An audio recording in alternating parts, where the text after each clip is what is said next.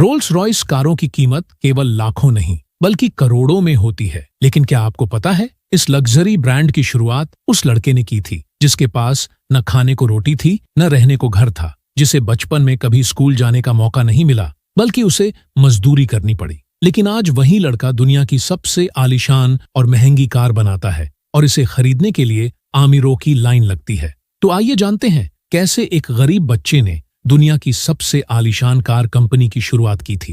ये कहानी शुरू हुई थी 1904 में, जब चार्ल्स रोल्स और हेनरी रॉयस ने मिलकर एक ऐसा सपना देखा था जिसे आज रोल्स रॉयस के नाम से जाना जाता है। हेनरी रॉयस का जन्म 27 मार्च 1863 को इंग्लैंड के एक गरीब परिवार में हुआ था। उनका पूरा नाम फ्रेडरिक हेनरी रॉयस था। उनका बचपन बहुत संघर्षपूर्ण रहा। उनके पिता का देहांत तब हो गया जब हेनरी केवल 9 साल के थे। इसके बाद परिवार की आर्थिक स्थिति और खराब हो गई। हेनरी ने छोटी उम्र में ही काम करना शुरू कर दिया, जैसे अखबार बेचने और टेलीग्राफ के तार बिछाने का काम। हेनरी का पढ़ाई में ज्यादा समय नहीं बीता, लेकिन वे सीखने और मेहनत करने में हमेशा आगे थे। उन्होंने युवा उम्र में ही मैकेनिकल इंजीनियरिंग में रुचि लेना शुरू कर दिया। 1878 में 15 साल की उम्र में वे railway company Great Northern Railway में अप्रेंटिसशिप करने लगे, लेकिन आर्थिक तंगी के कारण वे इसे पूरा नहीं कर सके। इसके बाद हेनरी ने बिजली और मशीनों के बारे में खुद सीखना शुरू किया। 1884 में उन्होंने अपने दोस्त के साथ मिलकर F.H. रॉयस एंड कंपनी नाम की कंपनी बनाई, जो इलेक्ट्रिकल उपकरण बनाने का काम करती थी। हालांकि कंपनी ने इलेक्ट्रिकल उपकरण बनाने में शुरुआत में सफलता पाई, लेकिन धीरे धीरे बाजार में प्रतिस्पर्धा बढ़ने लगी। इसके चलते कंपनी को आर्थिक दिक्कतों का सामना करना पड़ा, इसीलिए कंपनी को बंद करना पड़ा। उस समय ऑटोमोबाइल उद्योग तेजी से उभर रहा था और हेनरी रॉयस की रुचि कार बनाने की ओर बढ़ गई थी। F.H. रॉयस एंड कंपनी को बंद करना हेनरी रॉयस के करियर का एक अहम मोड़ था। यह निर्णय उन्हें रोल्स रॉयस जैसे प्रतिष्ठित ब्रांड की ओर ले गया। 1904 में हेनरी रॉयस ने अपनी पहली कार बनाई। उनकी कारें बहुत मजबूत, टिकाऊ और बेहतरीन क्वालिटी की थीं। उन्होंने इस कार को और लोगों तक पहुंचाने के लिए बाजार में न्यू कस्टमर्स तलाशना शुरू किया। तब उन्होंने कार को हेनरी एडमंड्स को दिखाया, जो रॉयस के अच्छे मित्र और व्यवसायी थे। उन्होंने सोचा कि अगर रॉयस की कारों को रोल्स की मार्केटिंग टेक्निक्स के साथ जोड़ा जाए तो यह एक शानदार साझेदारी बन सकती है। एडमंड्स ने दोनों को मैनचेस्टर के मिडलैंड होटल में मिलवाया। चार्ल्स रोल्स एक कार डीलर थे। चार्ल्स रोल्स का जन्म 27 अगस्त 1877 को इंग्लैंड के एक अमीर परिवार में हुआ था। चार्ल्स रोल्स को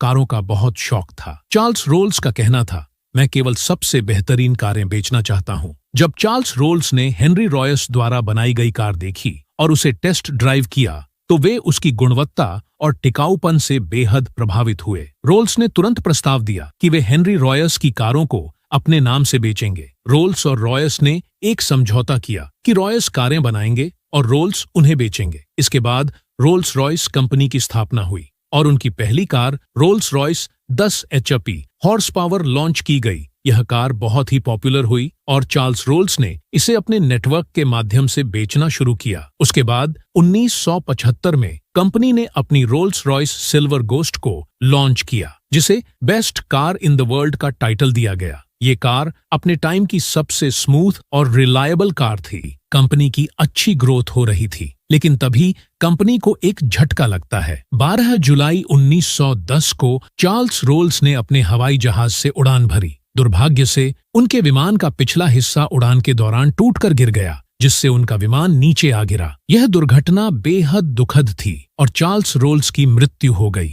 यह ब्रिटेन में पहली बार था जब किसी विमान दुर्घटना में किसी व्यक्ति की मृत्यु हुई। चार्ल्स रोल्स की मृत्यु मात्र 32 वर्ष की आयु में हुई। उसके बाद 1914 में जब प्रथम विश्व युद्ध छिड़ा तो हवाई युद्ध में एडवांस इंजन की मांग तेजी से बढ़ी। इस अपॉर्चुनिटीज का फायदा लेते हुए रोल्स रॉयस ने ईगल इंजन डिजाइन किया, जिसने युद्ध के दौरान बेहतरीन प्रदर्शन किया और बहुत सफल साबित हुआ। इस सफलता ने रोल्स रॉयस को केवल कारों के निर्माता के रूप में नहीं बल्कि एविएशन इंडस्ट्री में भी एक प्रमुख नाम बना दिया। ये यहाँ नहीं रुके। 1818 में कॉन्डोर इंजन बनाया, 1915 में हॉक इंजन और 1916 में फैल्कन इंजन।